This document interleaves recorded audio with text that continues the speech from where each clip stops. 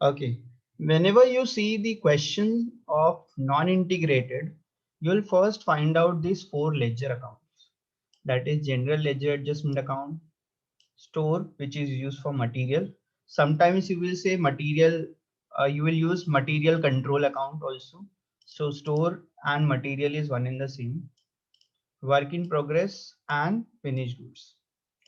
General ledger adjustment account is also called as cost ledger control account or nominal ledger control account. So there are different names given to this particular ledger. And the simple logic behind this ledger is it is used for making the entry complete. Okay, so to complete the entries, we use this account, general ledger adjustment account. Okay, because in non-integrated cost accounting system, we have certain deficiency. What kind of deficiency we have? We cannot use uh, financial items name, that is real and nominal, sorry, real and personal. So maybe assets or maybe liability we cannot use over here. Debtors, creditor, cash, bank. These words cannot be used. Instead of that, we will be using general ledger adjustment account because financial items will be kept together. Here financial accounting will be kept together and cost accounting will be kept together. That's why it is called non-integrated. Non-integrated means they are not together, means they are at different places, means cost accounting and financial accounting is maintained separately over here.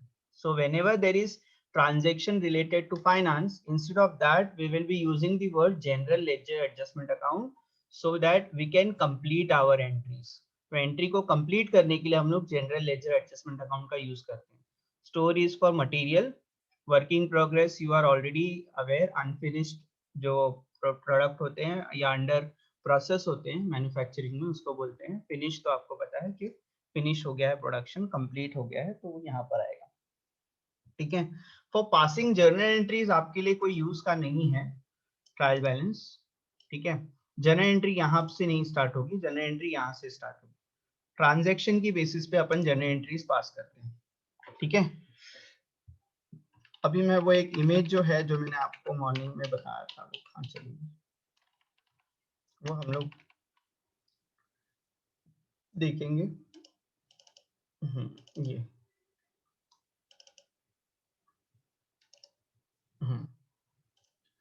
Okay. So first entry और इसी basis पे हम लोग क्या करेंगे, सारी entries को pass करेंगे. So I will take an Excel sheet.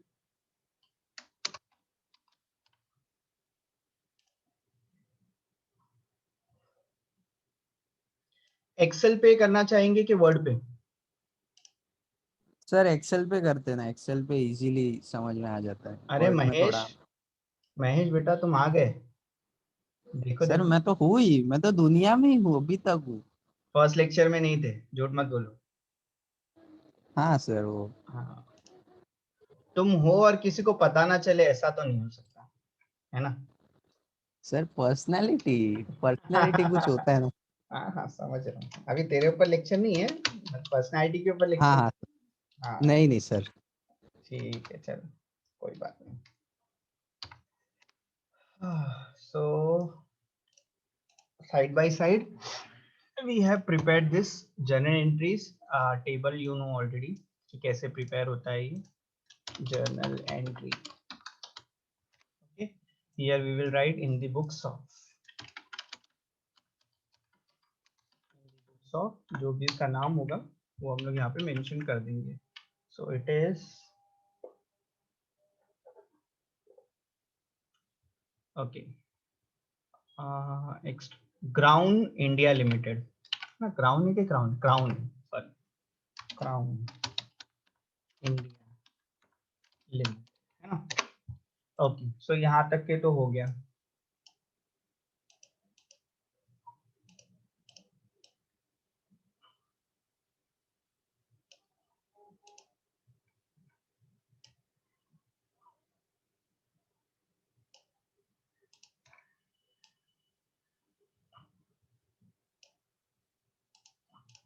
Okay, so we'll start with our first question.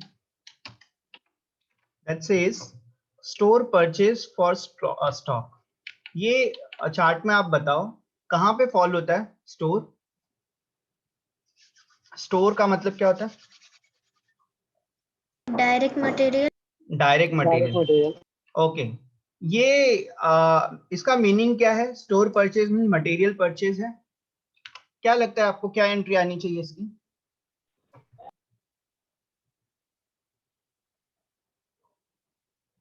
बोलो। Work in progress account debited to. बेटा मटेरियल परचेज हुआ है, प्रोडक्शन में नहीं गया है, तो थोड़ा पीछे आओ, पीछे। हाँ ओके। हाँ। Direct material to account debit to purchase हुआ तो क्या जाएगा आपके पास से? कैश। करेक्ट। अच्छा, money. Correct correct. So material word use करूं या स्टोर? स्टोर वर्ड यूज करते हैं, बेटर है। यस। नाउ मेरा सिर्फ एक ही प्रॉब्लम है, ये तो ठीक है, store ledger control account is okay.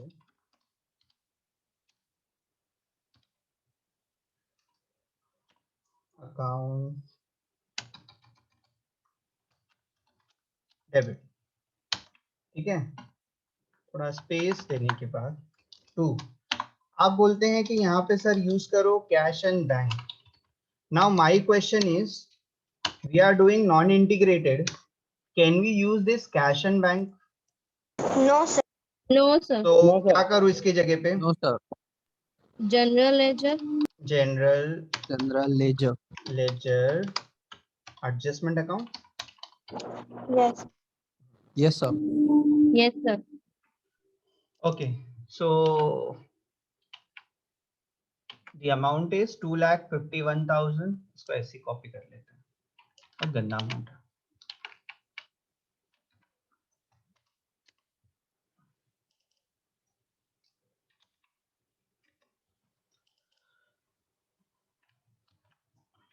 ठीक है, कोई दिक्कत है इसमें आपको समझने में? Store account debit to cash की जगह पे मैंने general ledger adjustment account use कर लिया, दैट्स इट, इतना ही डिफरेंस है। और अगर ये इंटीग्रेटेड होगा तो आपको पता है we can use the word, हाँ cash. yes, we can use the word cash. Now we will be moving on to our second part, purchased against specific job। भैया आप बोल रहे हो कि आपने परचेस तो किया है, मीन्स आपने परचेस किया है, बट आपने परचेस करके you have not kept it anywhere, you have directly purchased and used in job. एक चीज याद रखना, जॉब और प्रोडक्शन और batch, job, production, batch is one and the same. When you are talking about job, we are talking about production, we are talking about batches, ठीक है, we are talking about jobs, ठीक है। तो यहाँ पर सारी चीजें क्या है, सेम, ये सारे वर्ड सेम है। तो कभी कभी आप देखेंगे कि वर्क इन प्रोग्रेस के लिए प्रोडक्शन वर्ड यूज होता है, जॉब वर्ड यूज होता है, ठीक है। स्पेसिफिक जॉब मतलब क्या होता है? जॉब का मतलब यहाँ पे प्रोडक्शन, ठीक है। दे आर सेइंग कि आपने डायरेक्ट परचेस करके, मैंने आपको एक एग्जांपल बताया था, in two ways you can use sugar, if you have it here, store में है आपके पास, so you can use it here. आपके पास स्टोर करके रखा हुआ है तो आप वहां से यूज कर सकते हैं। अगर आपके पास स्टोर पे नहीं है, मतलब आप अगर आप घर पे नहीं रखते हैं शुगर, तो आपके पास दूसरा ऑप्शन क्या होता है? चाय बनानी है आपको, परचेस करना पड़ेगा। आप डायरेक्ट स्पेसिफिकली आप किसके लिए परचेस करेंगे? जॉब के लिए, that is to make T, ठीक है। तो जब मैं मटेरियल परचेस करूंगा तो store account debit to general ledger adjustment account, लेकिन यहाँ पर मैं परचेस करके डायरेक्ट किसके लिए यूज कर रहा हूँ? वर्क इन प्रोग्रेस के लिए, जॉब के लिए डायरेक्ट यूज कर रहा हूँ। तो मेरी एंट्री क्या होनी चाहिए अब? Work in progress. Work in progress account debit to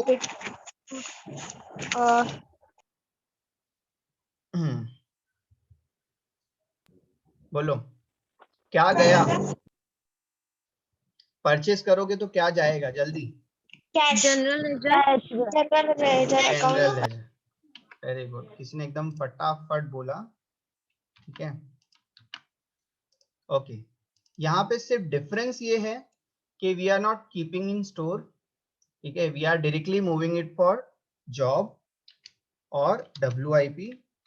So I will write work in progress account debit to general ledger adjustment account, because we cannot use the word cash. ठीक है, amount is 28,400 and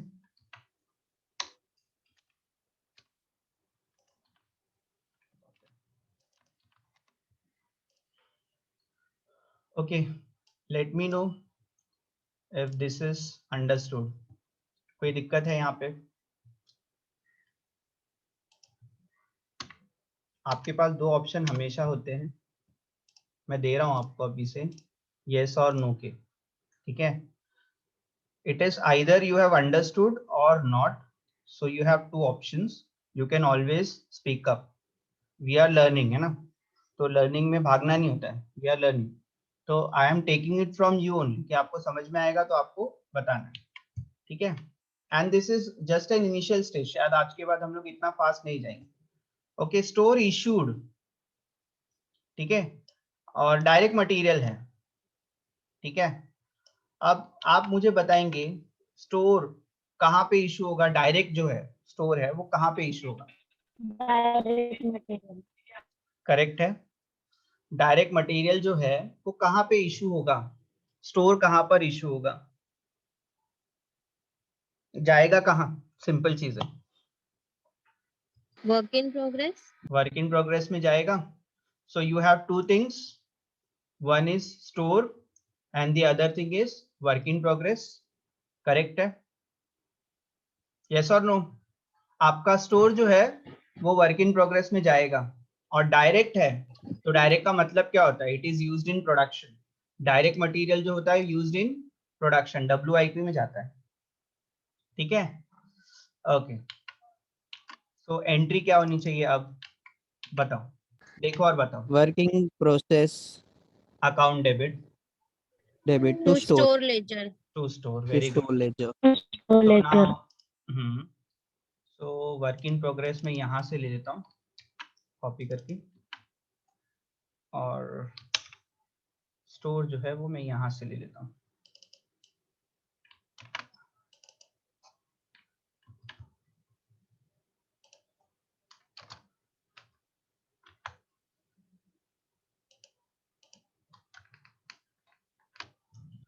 Okay, the amount is 1,80,642.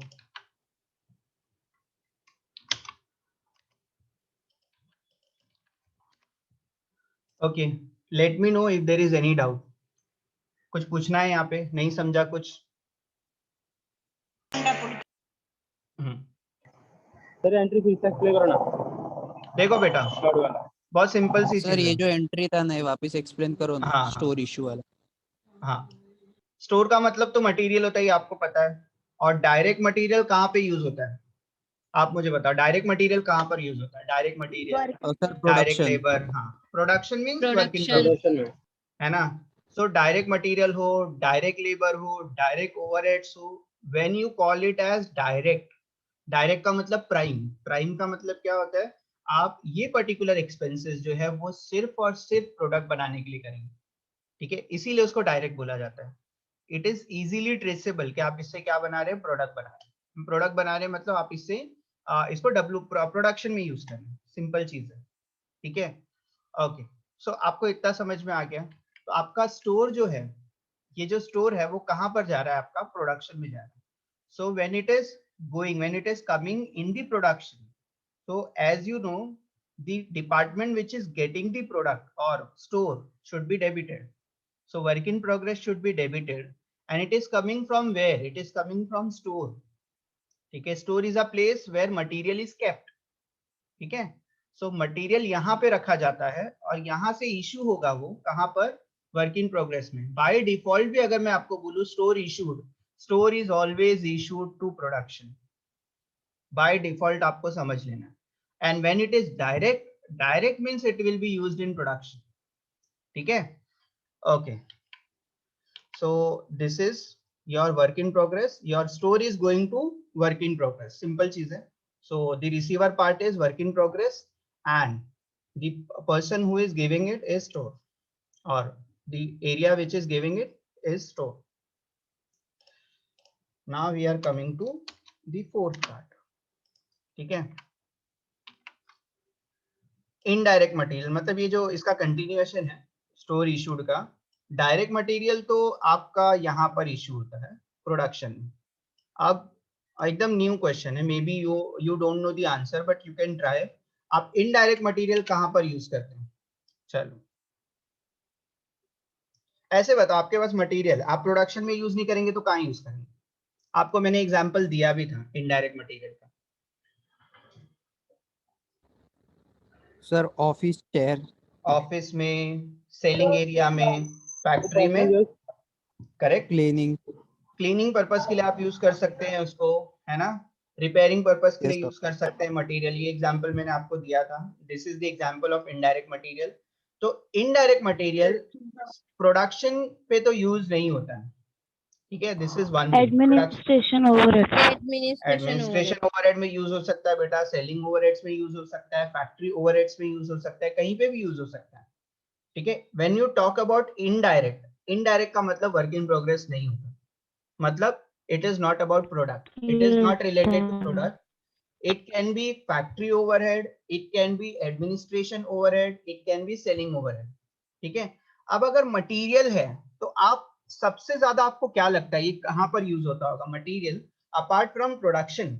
Material कहां पे use होता होगा? Factory में, office में या selling में? बोलो. बाय डिफॉल्ट अगर आपको, यस, बाय डिफॉल्ट अगर मैं आपको बोलूं कि indirect material, there is no means there is no compulsion. मैं ऐसा नहीं बोल रहा हूं कि indirect material is always used in factory, ऐसे नहीं बता रहा हूं. बट आपको स्टैंडर्ड assumption क्या लेना है? If it is not a production then what else? तो ये क्या होगा? हमेशा फैक्ट्री होगा. ठीक है. और आप ये चीज के बीच में डिफरेंशिएट कर लो अच्छे से कि what is the difference between work in progress and factory. देखो एक बात आप तो समझ लो, factory is ultimately going to work in progress होगी. ठीक है. बट टाइम बीइंग के लिए वो इनडायरेक्ट है, इसलिए आपको उसको फैक्ट्री में रखना है. And you already know the difference between direct expenses and indirect expenses. Direct expenses से आपका प्राइम जो कॉस्ट है वो बनता है. ठीक है. इससे पहले हम लोग कभी भी प्रोडक्शन कॉस्ट को और फैक्ट्री कॉस्ट को अलग अलग नहीं रखते थे.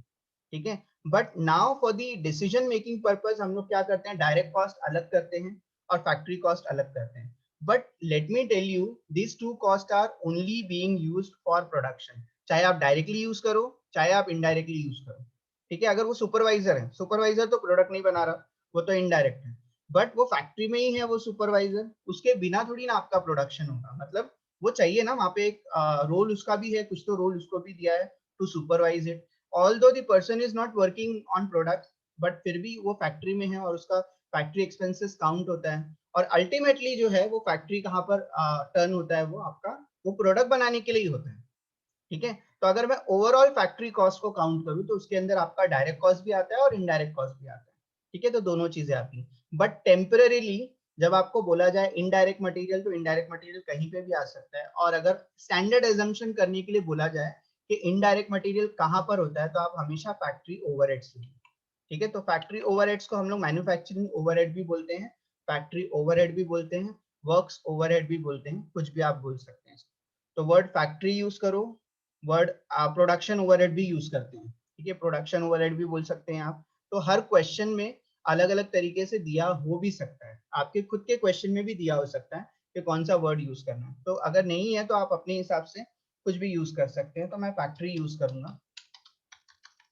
या दूसरा स्टैंडर्ड है आपका manufacturing.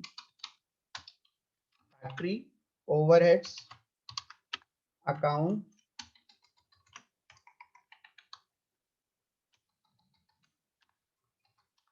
debit. When we are talking about material, ठीक है, तो यहाँ पर क्या आएगा टू में? To store ledger, to store ledger ledger control control account. Account. तो आप एक चीज देख लो यहाँ पर, जब आपने प्रोडक्शन के लिए इशू किया था तो work in progress account debit to store, when it is indirect so factory overheads account debit to store. ठीक है, so standard assumption is this indirect material is being used in factory, that's it.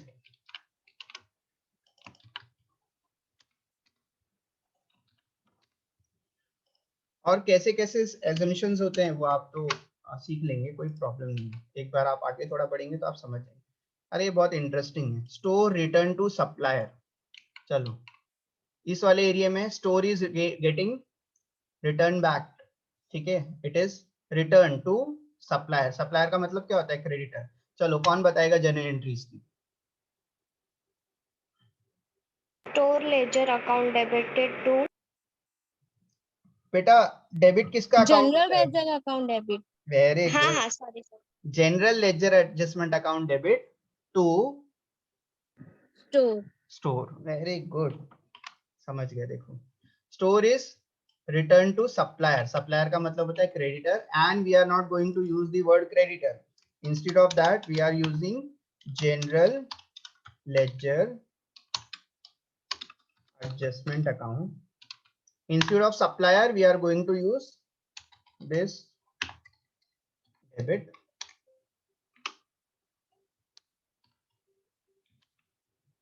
to store है, तो मैं यहां से copy कर लेता हूं।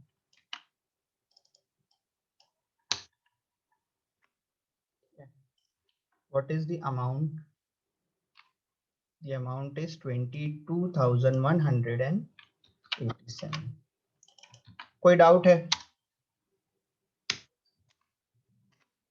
क्या बोला था आपको मैंने? हाँ, महेश इज प्रोएक्टिव ना, उसको पता है मैं आगे क्या बोलने वाला था।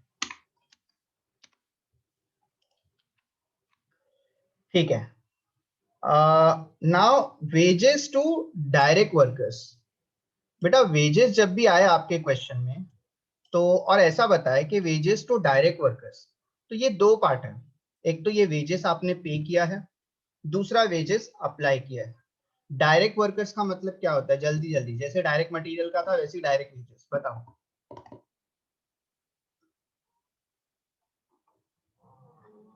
What is the difference between direct workers and indirect workers? जल्दी।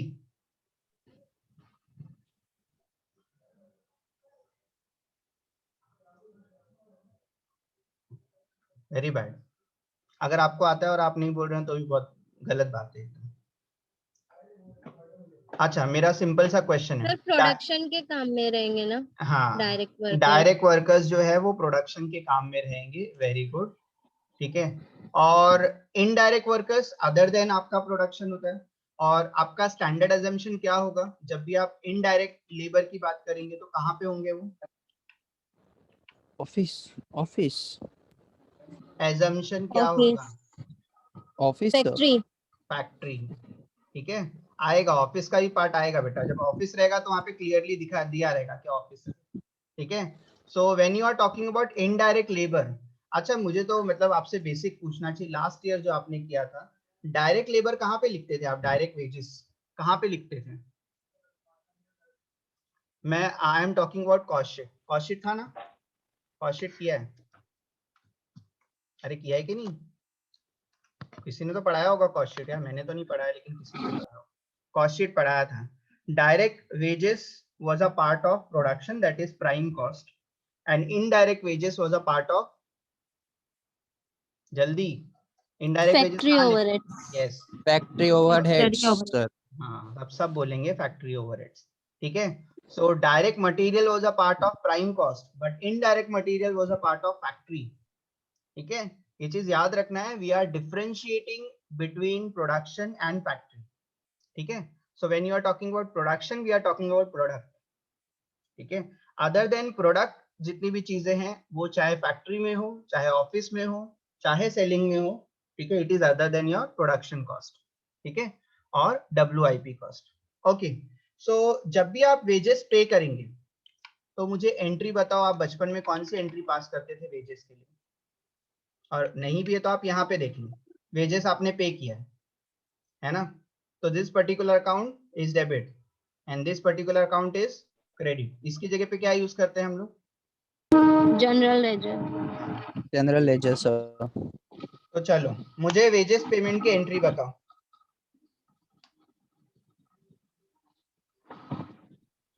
Expenses wages control account debit debit. To general ledger. To general ledger adjustment.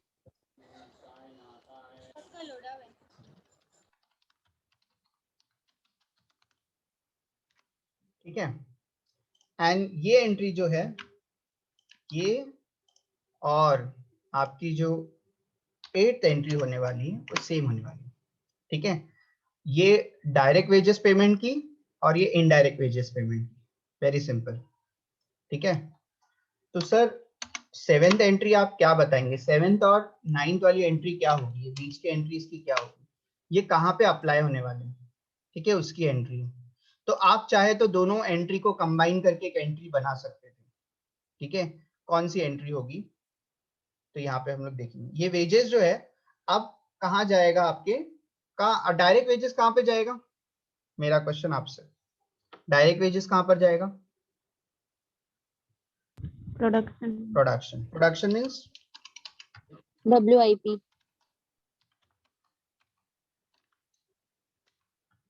Correct.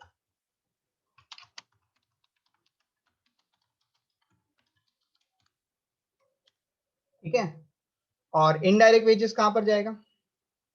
Factory. Factor हो। Factory overheads.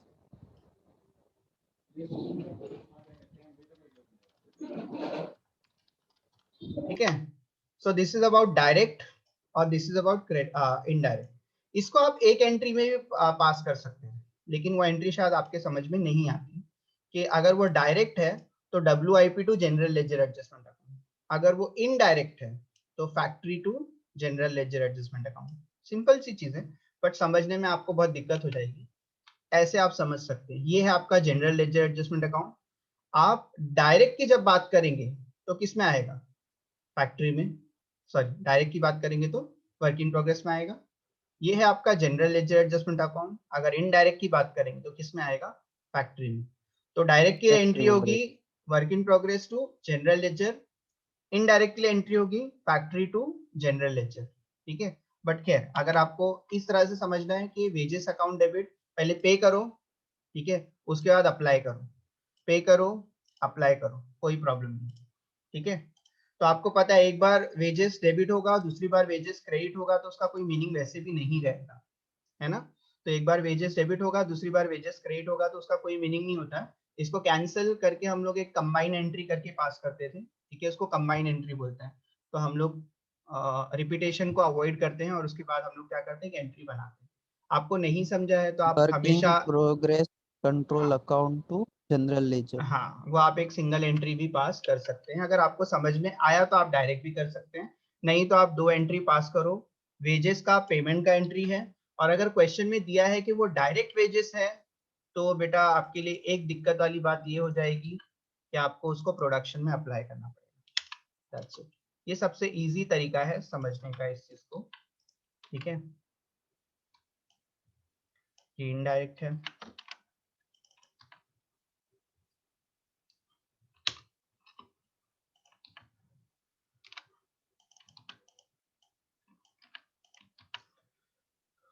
Okay, now we will move on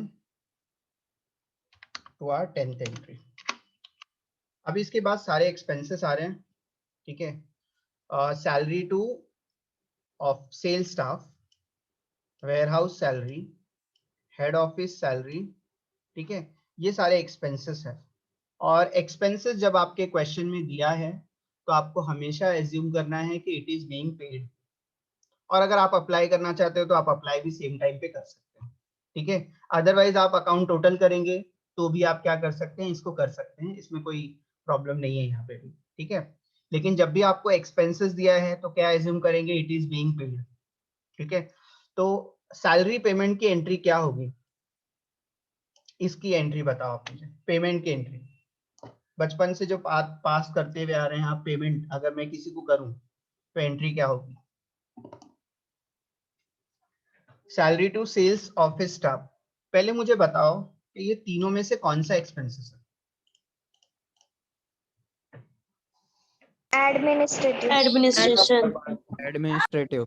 देखते हैं कौन correct होता है, जरा गौर से इसको सेलिंग देखो। ओवरहेड्स, अरे सेलिंग वेरी ओवरहेड। गुड, ये कौन था? मैं, आई मीन सना, सना। सना, हाँ वेरी गुड। किसी को समझ में आया कि सेलिंग ओवरहेड क्यों है? हाँ sir, sales. Sales sales, office staff है ना हाँ मतलब। सेल्स लिखा है ना सर, इसके लिए। हाँ ठीक है। और वेयरहाउस सैलरी किसकी होगी? वेयरहाउस एड नहीं, फर्स्ट लेक्चर में मैंने आपको बताया था कि वेयरहाउस कौन सा एक्सपेंस होता है और स्टोर कौन सा एक्सपेंस होता है। What do you mean by warehouse? जहां पे आप गुड्स को सेल करने से पहले, ठीक है, रखते हैं, उसको आप क्या बोलते हैं? वेयरहाउस बोलते हैं। स्टोर करके तो रखते सर। हाँ, तो वेयरहाउस जो है वो आपका कौन सा एक्सपेंसेस है? अरे अब तो बोल दो, मैंने बता दिया।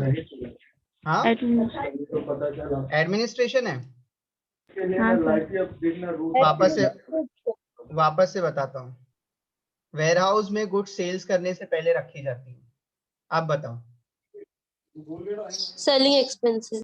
बराबर। अरे ये तो तुमको कॉस्ट शीट में सीखना था बेटा, वेयरहाउस एक्सपेंसेस जो है वो सेलिंग एक्सपेंसेस होता है। और मैंने स्टोर और सेल्स के बीच में डिफरेंस आपको बताया था। ये स्टोर फैक्ट्री का होता है और वेयरहाउस जो है, और गोडाउन जो है या फिर आप शोरूम जो बोलते हैं, वो सेलिंग का होता है। ठीक है, तो वेयरहाउस इज ऑल्सो सेलिंग। अब मुझे एक बात, मतलब दिक्कत आपको कहाँ पर आई होगी? सर पहला वाला एक्सपेंसेस भी सेलिंग है, दूसरा वाला एक्सपेंसेस भी सेलिंग है, तो इसमें क्या प्रॉब्लम है? इसमें कोई प्रॉब्लम नहीं है, एक से ज्यादा आपको सेलिंग आ सकते हैं, कुछ भी हो सकता है।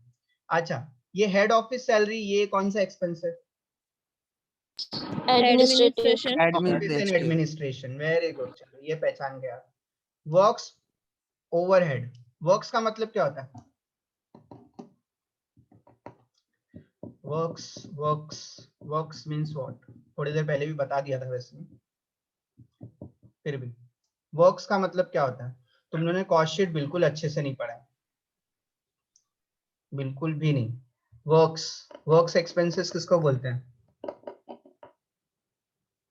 Works is a substitute for production और फैक्ट्री, ये याद रखना। फैक्ट्री एक्सपेंसेस को वर्क्स एक्सपेंसेस भी या वर्क्स ओवरहेड भी बोला जाता है। ठीक है, तो ये जो है आपका फैक्ट्री एक्सपेंसेस है।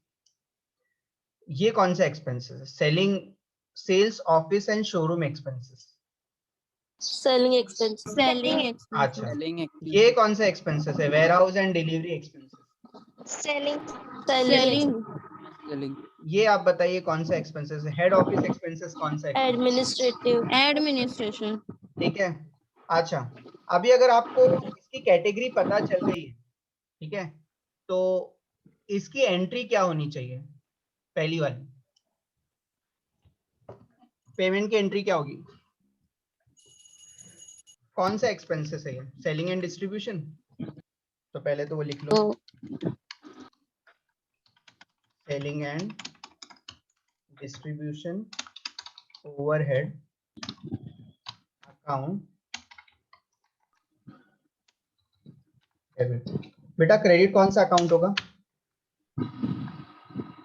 General ledger, very good, general.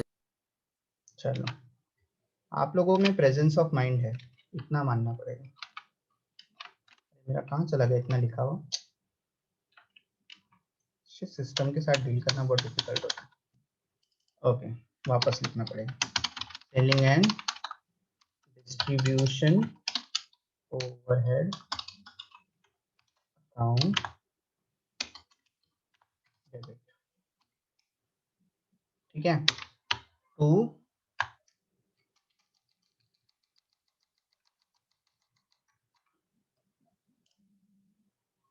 General ledger, यहाँ से ही कॉपी करके यहाँ पे पेस्ट करते हैं,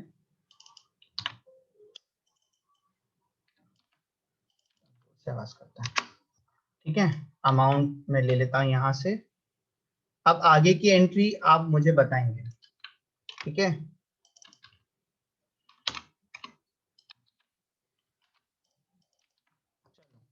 नेक्स्ट, ये कौन सा Selling. एक्सपेंसेस था? सेम एंट्री रहेगी क्योंकि ये भी Yes. एक्सपेंस कौन सा है? वेयरहाउस वाला सेलिंग एक्सपेंसेस है। यस, तो ये भी एंट्री सेम रहेगी। नेक्स्ट वाली एंट्री हेड ऑफिस की, एडमिनिस्ट्रेटिव। ऑफिस एंड एडमिनिस्ट्रेटिव आ जाएगा, बस और कुछ चेंजेस नहीं है यहाँ पे। ऑफिस एंड एडमिनिस्ट्रेशन, ठीक है। ये वर्क्स के केस में क्या आएगा?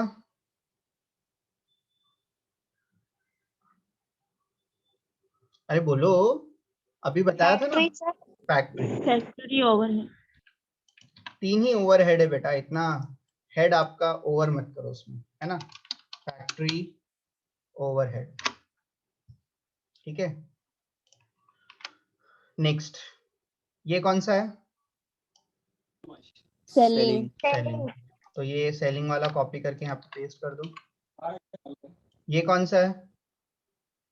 Selling. सेलिंग। तो वापस से इसको पेस्ट कर देंगे। ये कौन सा है? Office. ऑफिस। तो Office. ऑफिस वाला पे कर देते हैं यहाँ पे, ठीक है। और बस, ये तो ओवरहेड एब्जॉर्ब वाला पार्ट है, ये मैं आपको अलग से ही बताऊंगा, ठीक है। आई होप आपको समझा रहेगा। महेश बेटा थोड़ा ये ले लो, आपका क्या बोलते हैं, अटेंडेंस ले लो। यस सर, ले तो।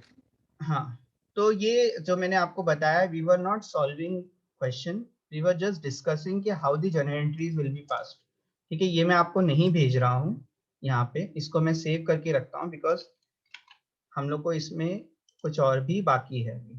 तो मैं इस पे लिख देता हूँ यहाँ पर, मुझे याद दिलाना, ये इनकम्प्लीट रह गया। नॉन इंटीग्रेटेड प्रैक्टिकल 1, ठीक है।